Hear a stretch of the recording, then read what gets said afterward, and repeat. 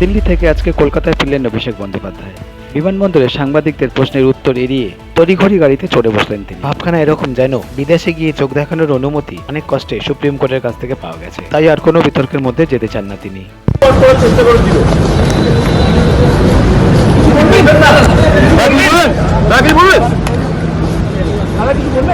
অনন্ত মহারাজের বঙ্গবিভূষণ পুরস্কার ফিরিয়ে নেওয়া হলো আজকে। অনন্ত মহারাজের এই বঙ্গবিভূষণ বলুন বলুন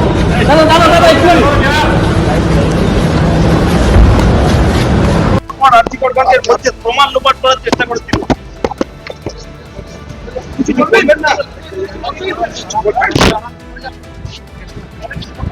অনন্ত মহারাজের বঙ্গবিভূষণ পুরস্কার ফিরিয়ে নেওয়া হলো আজকে। একটু বসতে